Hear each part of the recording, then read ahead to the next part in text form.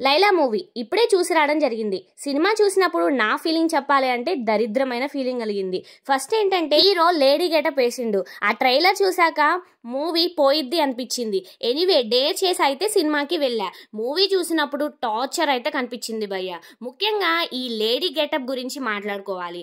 పాండవులు తుమ్మెద అనే మూవీలో మంచు మనోజ్ వేసిండు. రెమో మూవీలో శివకార్తికేయన్ కూడా వేసిండు. వాళ్ళు చాలా బెటర్ గా చేశారు. కానీ మనోడు మట్టికి ఆ లేడీ గెటప్ పరువు అయితే తీసిండు. స్టోరీ లైన్ ఏంటంటే సింపుల్ స్టోరీ లైన్. మనోడు మేకప్ మ్యాన్ అనమాట. అమ్మాయిని పడేయటమైనా అమ్మాయిలకు మేకప్ వేయడమైనా దిట్ట అనమాట. వాళ్ళకైతే ఒక ప్రాబ్లం వస్తుంది. ఆ ప్రాబ్లం ని సాల్వ్ చేయడానికి లైలా గెటప్ అయితే వేస్తాడు. మరి ఆ లైలా గెటప్ వేసిన తర్వాత ప్రాబ్లం సాల్వ్ చేసుకున్నాడా లేదా అనేది అయితే మీరైతే మూవీలో చూడాలి. మూవీలో ఉన్నటువంటి మేజర్ ప్లస్ ఏంటి అని మనం అయితే మాట్లాడుకోవాలంటే విశ్వక్సేన్ యాక్టింగ్ అనమాట.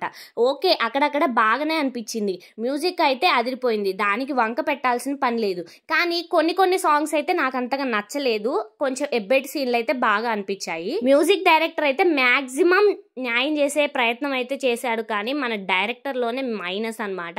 అన్నెసెసరీ సీన్లు, వరస్ట్ స్క్రీన్ ప్లే, లాగ్ సీన్లతో రొటీన్ కొట్టుడు అయితే క్రింజ్తో అయితే సాగు కొట్టేసిండు.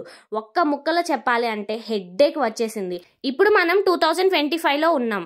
అయినా కూడా 90s లాగా లాగ్ సినిమాలు తీస్తే ఎవరు డేకుతారు అనేటటువంటిది ఒక్కసారి అయితే ఆలోచించాలి. మనమైతే ట్రెండ్ బాగా ఫాలో అవుతున్నాం. కానీ ఇలాంటి రొటీన్ మూవీస్ తీస్తే ఎవరైనా ఎందుకు చూస్తారు చెప్పండి? మూవీ స్టార్టింగ్ నుండి ఎండింగ్ దాకా ఒక్కటి కూడా ఆహా అన్న పాయింట్ అయితే నాకైతే అస్సలు కనిపించలేదు. దీనికన్నా జబర్దస్త్ స్కిట్లే నయం అనిపించింది నాకైతే. ఇంకా ఈ మూవీకి ఫ్యామిలీస్తో అయితే వెళ్తే మాత్రం ఖచ్చితంగా మీరైతే మొహం దాచుకుంటారనమాట. అంత ఎబ్బెట్ సీన్లు అయితే ఉన్నాయి.